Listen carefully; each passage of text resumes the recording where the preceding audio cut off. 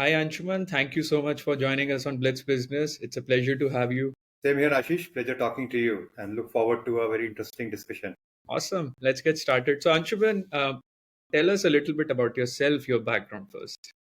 Ashish, I come from a middle class family, born brought up in Lucknow, did my graduation from IT Delhi about 25 years ago, worked with Infosys about a year, and then almost like started right after the college about in 99. I started out.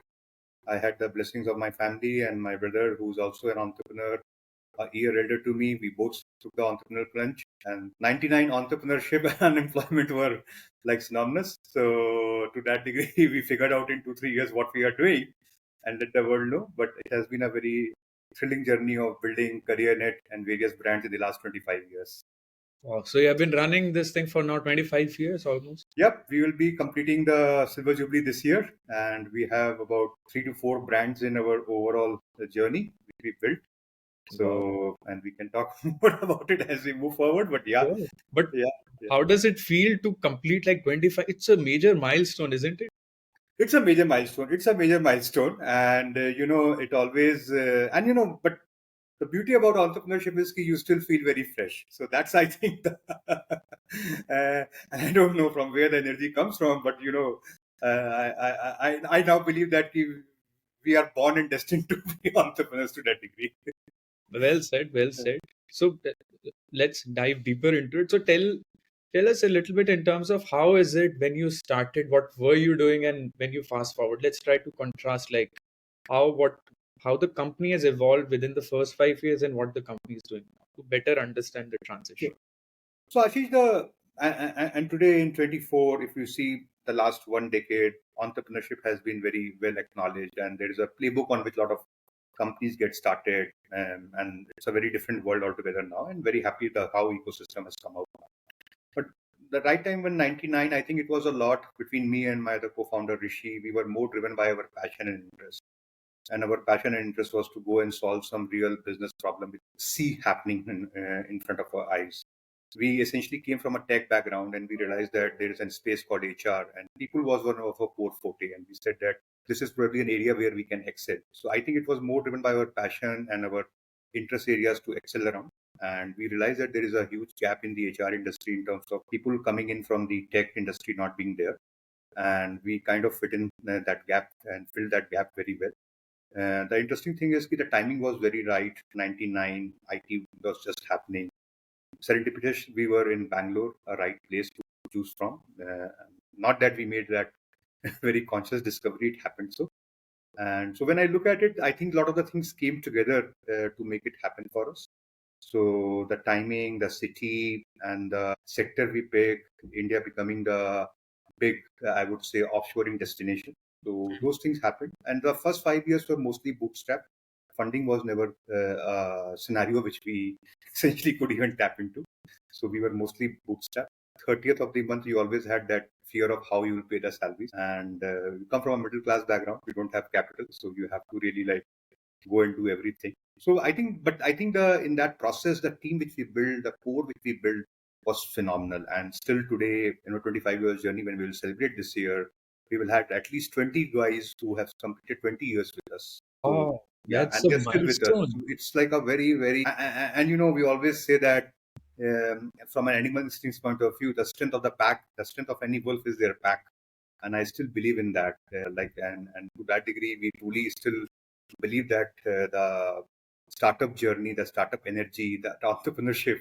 So that I think is the constant phenomena. While problems will keep changing, the way of solving this keep changing. But the But energy is the same. call yourself startup is 25 years. I mean, I mean, if you No, are a startup, then people doing in 1 2 years, I don't know about. see, what happens is we are definitely frugality has not gone away. I think the whole principle of doing more with less. If you really ask me what is startup, startup is about doing more with less. And if I have unlimited resources, unlimited time, I can do anything. So, But what are those top 5 things, Anshuman, which you have done more with less? Like, what are those 5 line item or 3 line item which comes to your mind and which you are really proud of? I could achieve that thing with only this much resources. So one thing is, look, in our 25-hour journey, 300 months, we never had a time when we defaulted on any of our commitments from an employee point of view or from our financial institutions point of view or anything. We never ever defaulted. 300 months successive, and if salaries has to go on 30th, 30th. Whether I had to let my home be on mortgage, whether I have to let my assets at a personal, but it's a commitment. It's a commitment. So I think that is one thing which I'm very proud about, and we really live with it. Second thing, I think we have been very, very ethical about the things in this business. Extremely ethical, I would say, and it is a thing which we again feel proud about. It we never take any sideways, and we have seen so many opportunities which we had to let go. But we said we made a choice to be an entrepreneur. It was not a compulsion for us. And if it is a choice, it is a choice which we are making. So I think God gave us the luxury of having that choices with us. So that choice was definitely there with us. So, and we kind of like tread that journey. Third, I would say, I think in the whole process, we realized that we got success, we got failures, and we realized that it's a cycle. And I think our ability to continuously learn from the whole journey has never gone away. And I think learning has something, because it is such a rapid changing industry in which it is there, and especially when you are tech focused, so you really have to keep your learning eyes. And what I still believe is, and I think that comes from the fact that when I look at our core team, our founders, and everyone, I think there's a lot of humility and grounding which is there, and we always believe that whatever we have achieved is just the 5% of what we want to achieve. So I think that those three, four things are something which I feel good about the whole journey of the last 25 years. What were those Anshuman side deals which you never took? Well, I think the side deals are obviously, if you really ask me, in any journey, there are those agreements and disagreements. And I think which is very obvious to have. And we had our set of agreements and disagreements. Give us a sense of it. What is it? Well, it could be anything. I remember when we were like about 2 years in the business, we were trying to explore a partnership with IIT. And that time the market has tanked in 2001, the whole meltdown had happened. And on one hand, we felt that we will do a nationwide assessment program with IIT as their fourth slot when it used to be a 2-day IIT, and we said that the fourth slot we will go and acquire, and it was an amount of about 70 lakhs of investment was there needed to do that. Market was tanking out, and it was a very, very tough moment between me and my founder to figure out, should we go, should we not go, should we go, should we not go. We signed up an MOU, we paid about 15 lakhs, but we had another tranche of paying 60 lakhs more. Now, because the market has tanked out, very, very nervous moment. Should we pay 60 more, or should we back out? Funding is not available. So I think those are the places where we had the agreement, disagreement. But when we look back, I think whatever decision we took, we felt right or wrong, I think we said that we were together. So I think the feeling of togetherness in the journey is very important. And I think you will always have agreements and disagreements. And between me and my other co-founder, we were brothers. As a brother, you have a lot of passion and energy which gets into it. Who is Rishi is the elder brother. So does he give you an argument here like chota brother or smaller brother? Let me. No, I think Rishi has been very, very always respectful of my views to that degree. I think the good thing about between us is that age hasn't like the difference of age. It's only 1 year. I have always respected him as a brother, whether it is a 1 year. But I think he has always put my opinion first. He has been more accommodative. I would say I get the benefit of being the younger one. That's good to have, always. So Anshuman, then in the current journey of the company, so walk us through what are your current offering, what you guys are doing as of. So, we are primarily, Ashish, two sides. We are a demand supply company. On the demand side, we believe our customers are there who have always the need to hire the best talent in the world and any part of the world. And the supply side, we have our candidates who are looking for great career opportunities. From a revenue model point of view, we only make money through our customers. We do not charge to our candidates. Candidates essentially come and discover their career, and we help take their advice, take our advice. Typically, it is technical, right?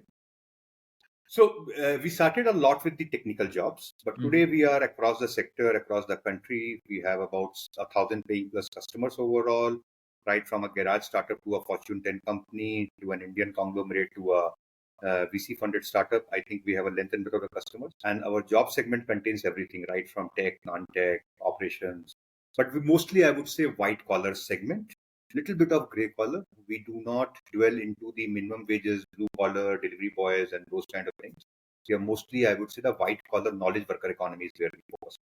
And so I recently had someone who is into blue collar space itself, and they provide uh, resources, manpower in Middle East. So different segment, but I have a similar question for you. How easy or difficult business model is this? I assume a lot of operationally heavy. So blue collar, look, we are an investor in one of the companies, are reasonably large investor in one of the companies. One is, look, I think the DNA and the culture of a company like that, which is operating in the blue collar space, is very different the way you operate in the white collar space. And I think we realize that it is not easy for us to transfer that culture so easily. And we said that we will, while the space may sound interesting, but we will remain as a shareholder and investor at a balance sheet level, but not as an operator. So you have to somewhere start distinguishing mentally that where are you fit as an operator and where are you fit as an investor. The space is interesting. The space is big. In fact, the India's 95% plus employment space is the blue collar and the gray collar.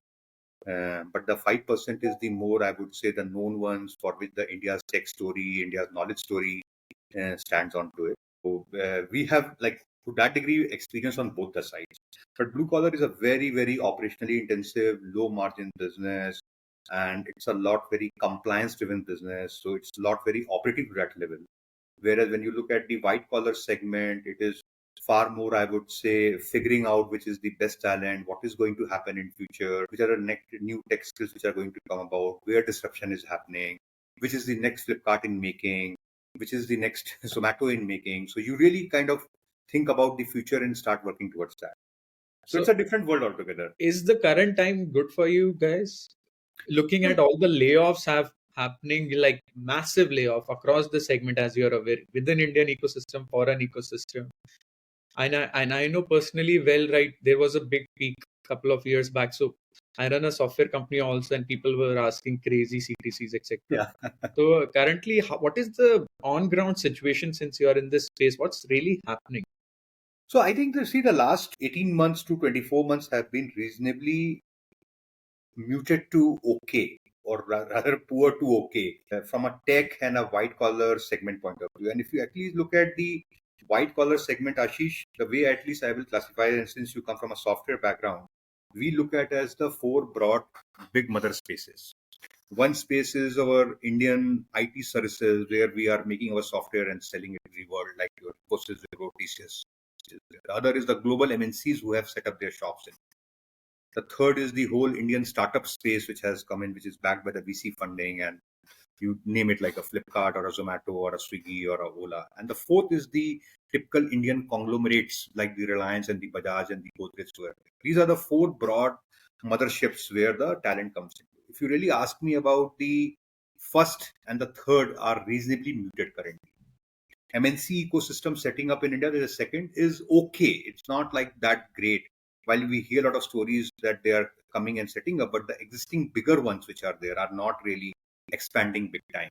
Hmm. And the fourth one is reasonably doing well, because you would have seen today mornings India growing 8.2%. So that is definitely fueling up some demand. But majority of the tech and the white collar segment, and in my opinion, India has roughly about 40 million people working in the private sector organized space. Wow. Okay, 40 million. And the overall organized talent in India is roughly about 90 million, of which about 45 to 50 million is in the public sector and 45 million is in the private sector. Wow. Okay, that is how the lay of the land is. At a India level, we have roughly what about this time the electoral list was roughly about 970 million. 18 to 65, if you take the population, working age population, you exclude the 65 plus. The data is about 920 million. Of the 920 million, we have what 55% labor productivity, which is there, roughly, which makes it about 520 million. of the 520 million, 220 million to 230 million goes into farm. Okay. 210 to 220 million goes into your unorganized, like your construction worker, daily wages, the rediwala, and all of that. That leaves broadly 95 million, which is the organized. So if you really think about, like, we're talking about what, 1500 million people, but 90 million is the organized, and this includes, by the way, all the delivery boys of Swiggy, Zomato, all the Uber, Ola drivers, which are a part of the, because they're a part of the organized economy. Organized. So if you really think about, and you look at our tax data, we have what, about 675 million people, 67.5 million people filing taxes, of which 430 million paying zero tax. So we have broadly like 19 million to 20 million people just paying some taxes. And a lot of the people in the, and you are a software professional, Ashish, you know, most of the people in your company or ecosystem will be paying taxes. So truly speaking, the whole tax economy and the white collar tech economy is almost synonymous. And that was a point I'm trying to drive, that look, that piece is definitely not doing well. Wow. So That's that's how we dissect the data and look at where the economy is headed. Yeah. But that's interesting, the way you broke it down. It really helps understand, where we stand. And it's basically your target segment is this 97 million. Ha, in that, I would say 40 million, because the public sector we don't get into, but public Definitely. sector Yeah, operates very differently. So it's the correct. 45 million. And that, if you take the delivery boy and the biker and the cab one and all of that, then it's broadly the 25 million, 30 million people. Because there is a lot of the manufacturing workforce, the blue collar workforce, which is also there. So broadly, that is another about 15, 20 million. So our target size is about 20 million people. 20 million. Got it. That's where the whole landscape lies into. And then what's the reason, Anshuman, for all these sort of layoff happening? What is your take on it? Is it the technology factor, overhiring factor, other factors? Like, I have heard all the reasons, but I want to know what is it that from your perspective? Sure. So look, I think the most of the layoffs have happened, Ashish, in the startup space and little bit in the IT services space. Not so much in the India domestic economy and not so much in the MNC space. If we pick up that 20 million pool which we are talking about, startup space clearly has roughly about 70, 80,000 job losses in India, which has happened. Primarily, it is backed by the slowdown in the VC funding. 22, we had about $44 billion of funding. It was a dip. Sorry, we had a 44, then we had a dip to 23, then we had a dip last year to about 9 point or 10 billion. This year, again, it's looking a little lesser than that, maybe 7, 8 billion. So I think there is a significant crash of about 70, 80% in funding. So that is bound to happen. The goalpost, unfortunately, for most of the startups have been changed, because 21, 22, the goalpost was growth, spend more, grow more. 23, we said fitability and this, and now we are really saying you go for an IPO. So you can't change the goalpost so fast, but it is how it is. So there is that level of, I would say, flap shedding which is happening, and as a result of that, that is one space. The other, on the IT services side, there has not been very formal layoff, I would say, but there has been reasonably headcount shedding due to not hiring and low hiring activity. Campus offers have not been honored, so that is, in a way, you can say quasi layoff kind of a thing. Primarily driven by the US industry, inflation, the whole banking segment shocks which we got in March or April of last year. And if you see, the banking segment is really not hiring in US. That's one of the reasons which is there. If you look at all the IT services, they have been reasonably on a hiring break in 23. Now you can see little bit of revival happening there, because they need to do that. So I'm hopeful that the H2 of 2024 is actually going to be a little better. But primarily, if I have to attribute the reasons are, it started with the Ukraine war, started with the inflation going up, skyrocket, and then the little bit of the banking mess which happened in US, followed by, I would say, the risk of inflation going up and interest rates not going down. So an interest rate not going down is a big factor in US. So that, I Because the would money say, flew. money went. Exactly, the money got sucked up completely. Because and good thing is, look, Indian economy has been doing well. So I would say 8% on the back of when the world is slowed down. The world was growing at about 3.54%. Right now, we are looking at a world growing at about 2.5 to 3%. So in that, 8.2 is like the 12% of the earlier days. And what is it, Anshuman? Currently, where are you seeing demand in what type of resources, skill people are asking, so that people who are listening can understand, okay, that's where maybe we have to head or upskill ourselves or do something. So where is that now, the demand coming in, or for the next couple of years? In what type of skills, categories, jobs? Sure. See, especially on the tech side, if you have to look for, as in cloud still continues to be one of the big areas which is getting adopted. AI is coming, and AI has a lot of connotations in terms of the direct LLM jobs or the writing the models essentially, or essentially training those models or training those things. A lot of jobs which are coming in there. Security is one area because everything getting into digital, there is a huge, I think, need for security which is coming out to be there. So those are the areas where we see a lot of job creation will happen. Plus, I think what is going to happen is a lot of the developers need to actually learn how to use AI to become far more efficient. And that's where I would say a lot of, I would say, upskilling will happen. And Ashish, it is like this, like in 2010-11 when internet came in and it was really much more deeper and the social thing came in. It's not did not replace jobs. It was essentially said that you have to be like trained on internet, you have to be trained on those areas. So I think that is a phenomena which is going to happen, and that AI is a big, I would say, milestone to that degree. So in the last 1 or 2 years, a lot of I would say progress has happened, and the next 1 or 2 years you will see a lot of adoption happening on that front. And when you will look at a snapshot of 2022 and snapshot of 2026, you will see a sea change happening in terms of how the people profiles and skill levels looks like, and that is progressively going to move forward. The fear which I do see in this whole scenario is that AI will also eliminate a lot of jobs. So that I think truly is going to happen. So what are the jobs going to be for those people is an area of another discussion. But yeah, that's an area where I see how the tech stack is going to evolve. And what is the non-technical demand? Like non-technical, what is it coming up? See, non-technical demand still, I would say India has, well, particularly a lot of non-technical demand is driven by the Indian domestic economy. And non-technical demand, if you see, India has still a lot to grow. There's a lot of infrastructure which is getting built, a lot of manufacturing which is happening, a lot of markets which are getting access, tier 3, tier 4. So a lot of non-technical jobs, whether it is sales, operations, marketing, those kind of jobs will get created. Non-technical jobs which are export oriented, which is the financial operations, or let's say the KPO job or the outbound call centers for various financial services, and those are those places, that is also there. But that is the place where I see a maximum risk of AI coming in, because the non-technical export job is the place where AI can actually do substantial job losses in India.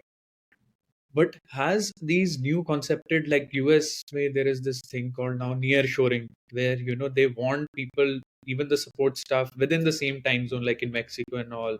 They are bringing back many things within their four walls, be support centers, etc. I mean, is it really happening on ground at that scale, or still back offices are here?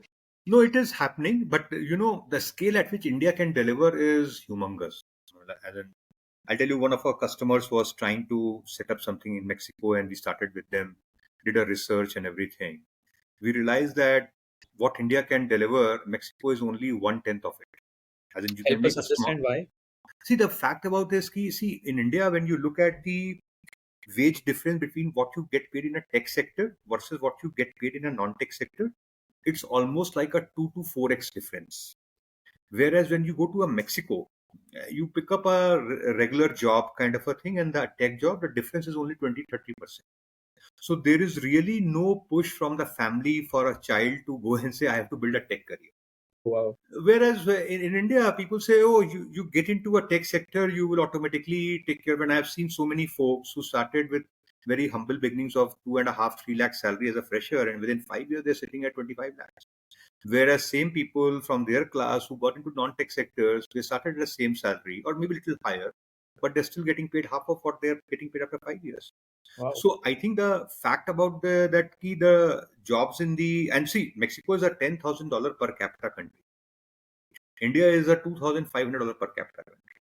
So to that degree, the difference, but whereas our tech economy per capita is almost roughly about $20,000 plus to Oh, that. really? Yeah.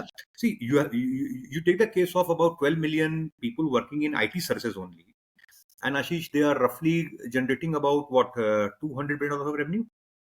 The GCC industry is actually generating roughly about 50 billion to 60 billion with 1.8 million people. So if you see the per employee revenue generation on IT services, roughly about $20,000. In GCC, it is roughly about $27,000. You pick up our SaaS economy, it is roughly about $70,000. So to that degree, the per capita on the tech economy in India is very high. So the variance to that degree, when we look at a $2,500 per capita, our non-tech Average economy is goes down. Yeah. sufficiently lower. So that's where I think there is a lot of, I would say, scale which has got built up in India from a tech economy point of view. And plus, we have a very large English-speaking population, while Mexico has a reasonably Spanish, which works very well in US. But to that degree, India has a lot, I would say. And at $2,500, a lot of the other costs, like the building, facilities, and those things are far more cheaper still. Lower. Yeah. So that's how I would say, as in India has a lot of cost advantage as well as scale advantage. And plus in India, you can do a lot of variety. On one hand, you can actually set up an R&D center for an OpenAI and Anthropic. On the other hand, you can actually set up a call center also. Plus, you can do application development. Plus, you can do a little bit of high R&D where you can actually do a research lab kind of a thing. So all the 5, 6 spectrums of work in a white collar economy is not so much possible at scale. You take Eastern Europe. Eastern Europe, you will find good quality talent, but very small scale. And now you want to run. Now India has even picked up manufacturing. You pick up a company like Apple, you can do manufacturing, you can do support, you can do R&D, you can do deep OS work, you can do map work, whatnot. So it's a very, I would say, holistic ecosystem which India is presenting to the world. No, that was my next question in terms of quality. Eastern, they are sort of in same scale, if I can imagine, in terms of salary, and but quality was always a thing and a concern. But I think the deeper issue also in quality comes in of the institutes, which is just pumping engineers left, right, center with very less care, I think, to the quality of the education, because that is where their talent is coming from. What do you think? No, I agree. See, I think all said and done, IITs and the NITs and our IIMs and our MBA institutes have done a phenomenal job. If I pick up these 3, 4 categories and pick up our top 100 institutes, they have, I think, formed the whole backbone of India's knowledge economy.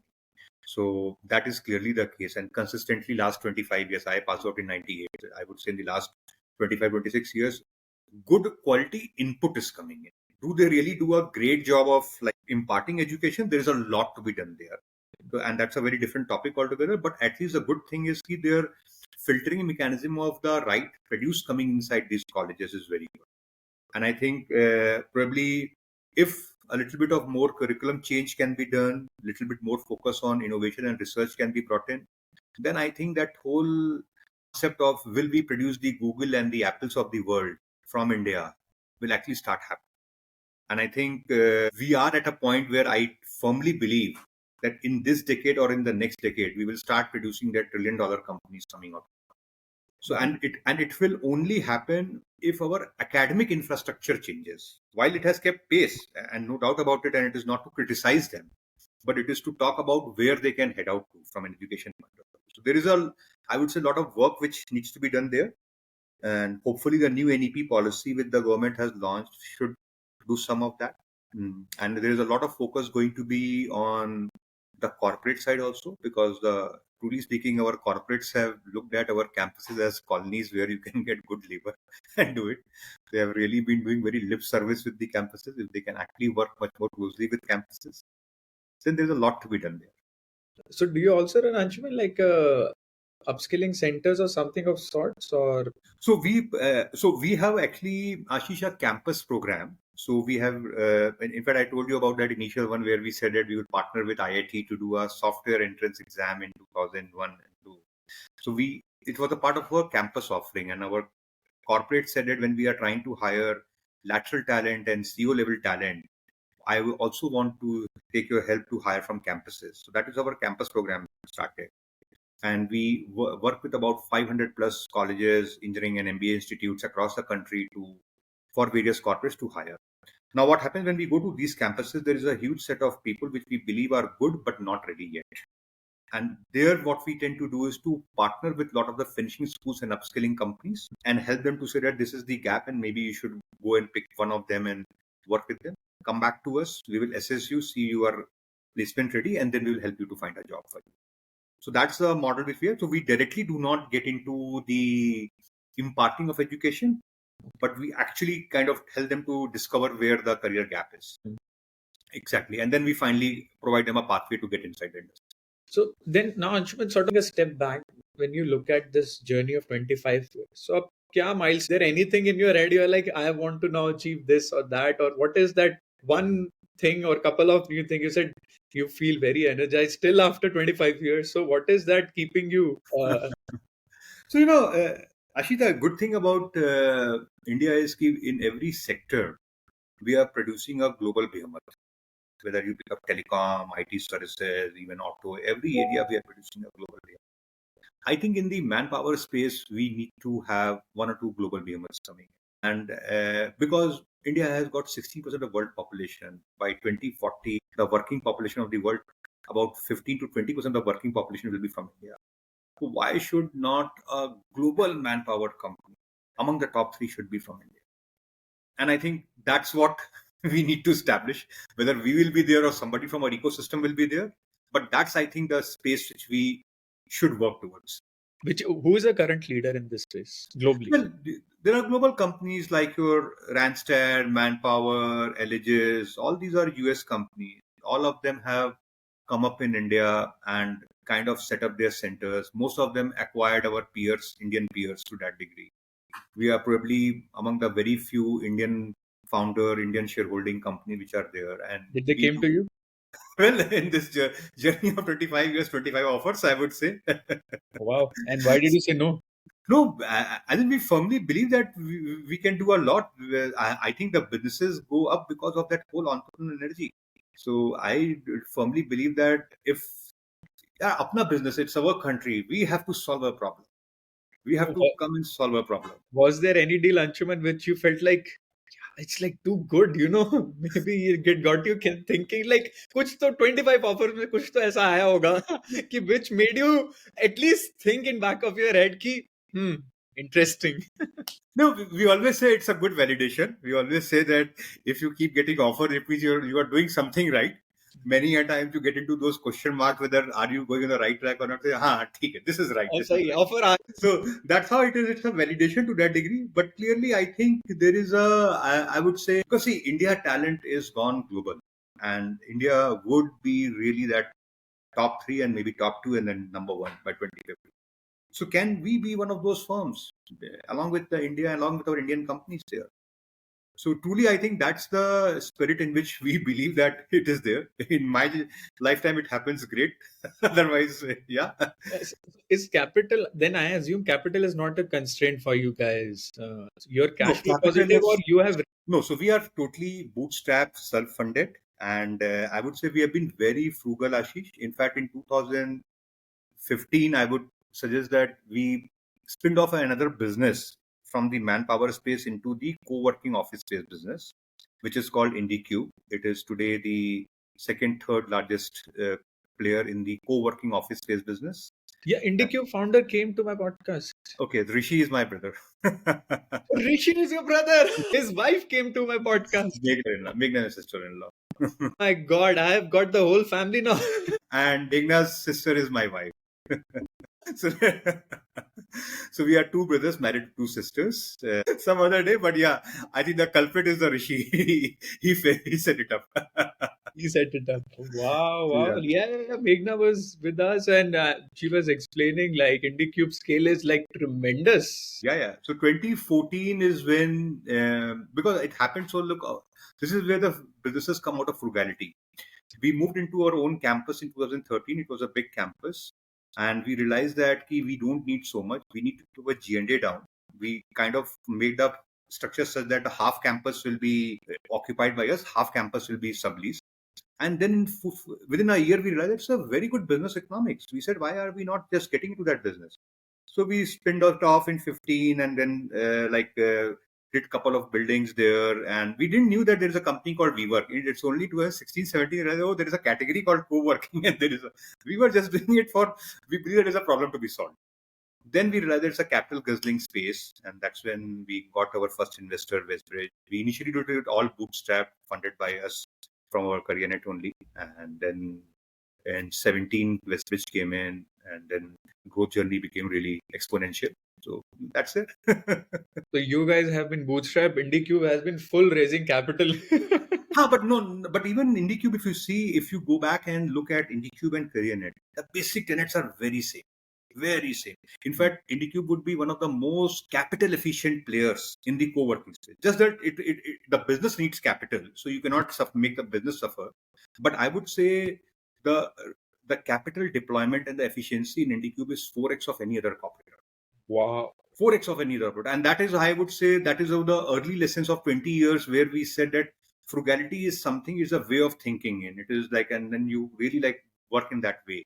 So as in, we all share the same campus. As in, our corporate office is on the 4th floor of the building, IndieCube on the 3rd Run floor. by IndieCube, yeah.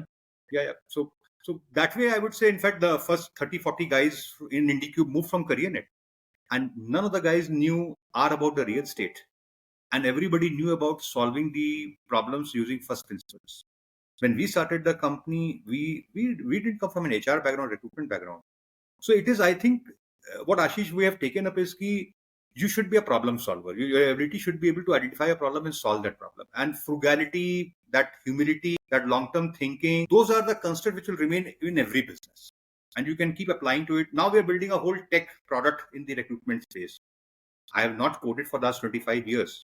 I've never done a product role to that degree, but we are building out a great product right now. SaaS product. There's a product business, there's a recruitment business, there's a real estate business, but the concepts and the principles and value systems are very much similar. So let me ask you this, Anshuman. In these 25 years, anything you wish if I gave you an access to a time traveling machine, you're like, I can go back. Anything you would have done differently? I asked this question to Meghna also. Certainly, in retro, there are a lot of things which we could have done. Tell us one or two things. And then I'll tell you, in 2008, we were building out a complete software and we had our board of advisors, which were there, very eminent board of advisors. And they pushed us to a very heavy towards what we call as the perpetuity discussion. And I said that, look, are you trying to say that we will eventually end up competing with an SAP and Oracle? And they said, yeah, this is where you will be. And I said, are you joking, Ashish? Is it competing with SAP and Oracle? We are a small company. And I think we kind of like little bit went slow. I wish if we had really gone and pushed the pedal and said that, no, we are so ambitious there. And at 2008, the capital was still not so much easily available. It was just there. So I think we were limited by that whole capital thinking. We will need to really build a cash burning business and we will really need that thing. And we will become a global company, compete in SAP kind of a thing and build a whole enterprise software overall. I think if we had taken that advice and gone far more ambitious, I don't know where it would have been. But that is one area which I always felt that journey, the tech journey which we embarked about 5 years back, we actually embarked that journey in 2008 and 7. Could have started earlier. We could have started and we could have been today what the Zoho of India is or what the Freshworks of India is. We would have been a far more mega company to that degree. So I think those are some of the missed opportunities, but this is one which I could definitely recall, Ashish. But this is actually which we corrected when we were doing IndieCube. And we said that let's be very ambitious in terms of if the capital has to come from outside, let's go and do that. So we did a lot, I would say, unconstrained free flow thinking at that point in time. And definitely the results are there. So I think that has helped us to learn a lot in this journey, that what to do, what not to do, where we made the mistakes. So that's how I went to Ashish, the life is about. I mean, I can imagine, but it's fun and interesting. So do you keep sort of discussing, I mean, I can imagine like both business will be sort of in the same cycle, right? The co-working and they will be following the same. Absolutely. Both are B2B businesses. 30% customers are common. See, anyone who's starting out needs two things, people and space. Yes. So they call up and say, we need people. Then we ask them, okay, where is your office? We are looking for it. Okay, here. You're looking for an office. Where are you hiring from? Okay, here is another one. So we have a lot as in they're separate businesses altogether, but at the back end, we do exchange lot of data between us. You are in itself a Startup India launchpad. You guys have manpower, you have space. What else is needed? Yeah. So to a degree, a lot of the companies come up. We obviously, because of the investor and the cap tables, we sign up contracts separately. But many a times we are pitching together. We have like half an hour pitch for IndiQ, then after half an hour is Careernet. That is how it happens many a times. Yeah. That also gives a lot of comfort, right, and ease of doing things, right, because it's the same target and different services, so you can leverage a lot. Yeah, and the customers feel very comfortable because when they actually are used to, because culturally both companies are very similar. So when they meet the people, they say, "Oh, I like you guys." Then it is very natural. If you like us, you will like them also. And then there's a lot of that flexibility, that customer orientation, and those things starts coming in. And then they say, "Well, you guys operate very separately, but I could see a lot of similarities between." So So I think is your wife is also running something? so she runs the complete hospitality arm of IndiCube, the complete food cafeteria. So there are 25,000 people who dine at IndiCube daily. Wow. So it's a massive supply chain of food. She runs a complete food business. So this is one big part of it. She has her own chain of restaurants, which is there. So she and cafes, she's running it. So she has a 500 people team which works for her in the food So business. food, manpower, space, you have gone to core basics and like let's excel in it. Yeah, so that's how it is going I on. think the one last piece is like providing stay also. Maybe it's in the works, But then it's the full cycle is done and dusted. You're like, just enter, you're taken care. yeah, but as in, see, Ashish, what we will do 5, 10 years later, I think it's a matter of time we figure out. And as I said, I believe we do not come from any background. We come from a background of just solving problems. And that is what I still believe, that we are engineers to that degree. As in, you look at a problem and you just start getting into that solving the problem without realizing the time and those things. And we are very excited about the solution which is there versus the overall. Problem. So, but yeah, that's how the DNA of the company is. If you really ask. Wonderful, wonderful, wonderful. Thanks a ton, Anshuman. It was such a pleasure and a nice surprise also. I'm connecting dots at my end and I could sense the same sort of, the frugality angle and everything. Like, sounds similar, sounds similar. I'm like, what is it? What is it? It's like the DNA sounds similar. But such a pleasure having you, Anshuman. And anything you want to share from your perspective? No, I would say, look, we all came from that whole middle class, tier two, tier three towns typically, and there's a great talent which resides in these places. And I would say we were lucky that we came at the right time to this city, the right opportunity. And when we have got to this place, I think it's a very great moral responsibility which we entrepreneurs have to give it back to our ecosystem. I always make an attempt that if anyone comes from this, always go help out them, because this is what I got, and this is a legacy which we all inherited, and the best way is to pass on this legacy further, and that's how I think we as a nation will change, and that is what I think should keep us burning, keep us running. So that's what Ashish, truly I have for all the viewers. Wonderful, wonderful. Thank you so much, Anshuman, for such an interaction and explaining in detail and breaking down things. It's very clear now, Indian market, how it is structured in this segment at least, and very insightful, very data driven, if I can say so. So, yeah, thank you for your time. No, thank you, Ashish. A pleasure talking to you. Yeah.